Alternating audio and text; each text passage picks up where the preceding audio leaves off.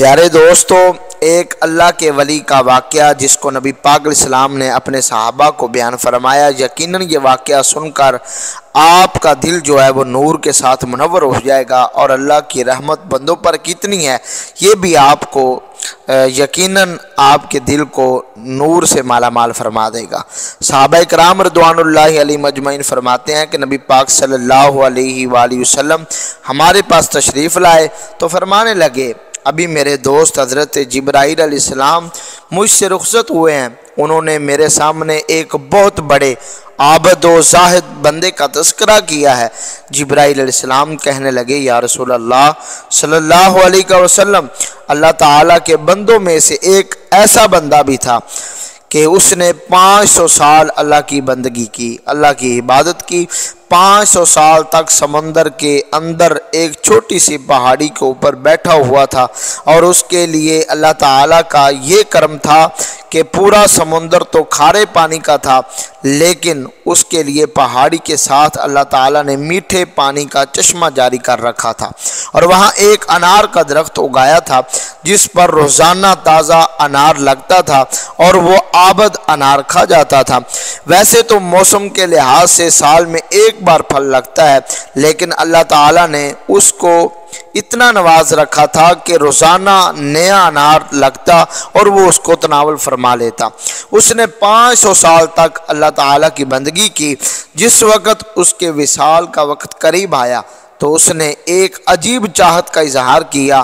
اس نے عرض کی کہ موت کے وقت یہ سوال کیا اللہ کی بارگاہ میں کہ اے اللہ، زندگی بھر جو میں نے تجھے سجدہ کیا تو مجھے اتنی لذت ملی ہے، میں چاہتا ہوں کہ میری روح بھی اسی حالت میں نکلے، جب میرا سر سجدے میں ہو تو میری روح نکل جائے۔ اس واسطے میں چاہتا ہوں کہ جیسے میں دنیا سے جاؤں ویسے ہی آخرت میں اٹھوں۔ تو جو عمل کرتے ہوئے انسان جاتا ہے وہی عمل کرتے ہوئے اٹھتا ہے، تو میں چاہتا ہوں کہ میرا سر سجدے میں ہو اور روح نکل جائے، اور کل قیامت کے دن لوگ پتہ نہیں کیسے کیسے اٹھیں گے، مجھے حالت سجدہ میں اٹھنے کا شرف حاصل ہو جائے گا۔ ایک تو میری یہ چاہت ہے کہ اے اللہ، سجدے میں میری روح نکل جائے، اور دوسری چاہت یہ ہے کہ نہ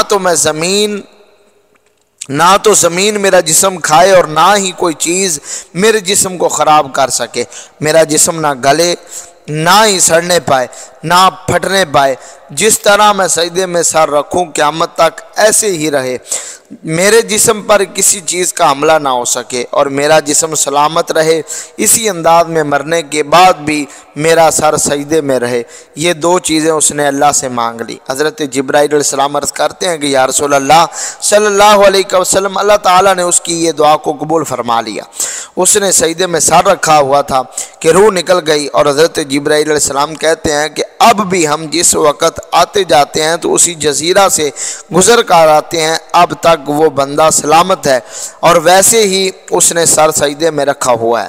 رسول اکرم صلی اللہ علیہ وآلہ وسلم سے عرض کرنے لگا فرشتہ، یا رسول اللہ صلی اللہ علیہ وسلم، جب قیامت کا دن ہوگا تو وہ بندہ جب قبر سے اٹھے گا، حشر بپا ہوگا، تو خالق کائنات فرشتوں سے بڑی خوشی سے کہے گا، میرے اس بندے کو جنت میں داخل کر دو۔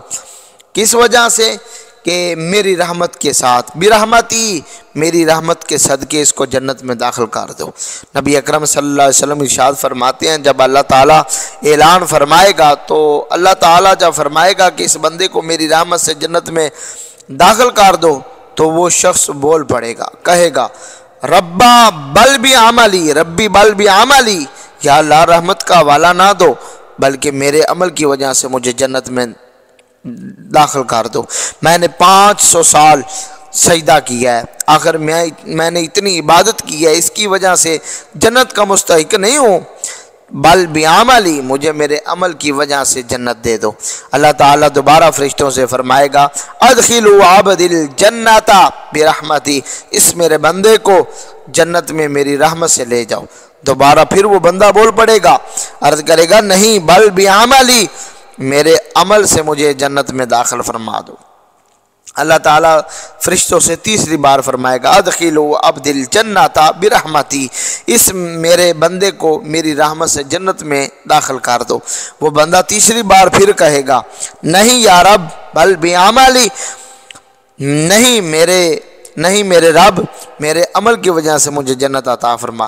جب وہ تیسری بار کہے گا تو خالق کائنات جل جلالہ فرمائے گا قایسوا عبدی بنعمتی علیہ و بعملہ، اے فرشتوں اب اس کو اٹھا کے میرے سامنے کھڑا کرو، اب ہم حساب کریں گے۔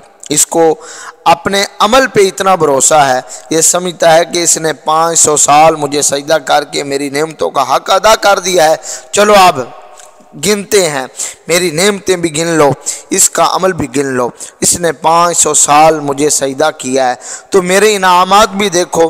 قایسوا عبدی بنعمتی علیہ و بعملہ، اب میری نعمت اور اس کے عمل کا موازنہ کرو، میری نعمتیں اس پر کتنی اور اس کا عمل کتنا ہے، پھر موازنہ شروع ہو جائے گا۔ رسول اکرم صلی اللہ علیہ وسلم ارشاد فرماتے ہیں کہ خالق کائنات جل جلالہ کی طرف سے جو دی ہوئی آنکھ ہے اس پر صرف ایک نعمت کو ایک طرف رکھا جائے گا، صرف ایک آنکھ کو ایک طرف رکھا جائے گا، اور اس کی 500 سال کی جو بندگی ہے اس کو ایک پلڑے میں رکھا جائے گا۔ میرے محبوب صلی اللہ علیہ وسلم ارشاد فرماتے ہیں آنکھ والی نعمت 500 سال والے عمل پر بھاری ہو جائے گی۔ محض آنکھ کے مقابلے میں اللہ تعالیٰ فرمائے گا اس کی بندگی کو پیش کرو۔ آنکھ والی نعمت کا حق بھی پورا نہیں ہوا، پورا بدن باقی ہے، بدن کے اجزاء باقی ہیں، اعضاء باقی ہیں، پھر جو اس کے لیے اللہ تعالیٰ نے بندوبست کیے ہوئے تھے وہ ساری نعمتیں ابھی باقی ہیں۔ اس کھاری سمندر میں اللہ تعالیٰ نے اس کو میٹھا پانی عطا فرمایا تھا، اس کے لیے تازہ انار پیدا کرتا تھا، وہ کروڑوں انعامات ابھی باقی ہیں۔ ابھی صرف آنکھ والی نعمت کا حساب ہوا تو اس کی بندگی تو ساری ختم ہو گئی۔ خالق کائنات ارشاد فرمائے گا اے فرشتوں اب اس کو لے جاؤ اور جہنم میں داخل کر دو، میرے انعامات اس پر کتنے ہیں، اور اس کا عمل تو انعامات کے لحاظ سے بہت تھوڑا ہے۔ اس نے خود پیشکش کی ہے کہ میرے عمل کے لحاظ سے میرا فیصلہ کیا جائے، تو عمل اس کے لحاظ سے بہت کم ہے۔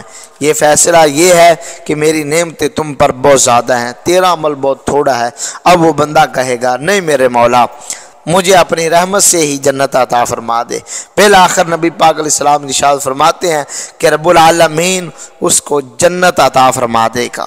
تو پیارے ناظرین اس واقعے سے ہمیں معلوم ہوا کہ ہماری عبادت اللہ رب العالمین کی رحمت سے زیادہ نہیں ہے، بلکہ رب العالمین کی نعمتیں ہم پر بہت زیادہ ہیں۔ ہر سانس، ہر گھڑی، ہر لمحہ رب العالمین نے ہم پر اپنی رحمتیں عطا فرمائی ہیں، اور اس کو امام المستدرک الصحیحین کتاب کے اندر یہ حدیث مبارکہ موجود ہے، معرفت الصحابہ کے اندر بھی موجود ہے۔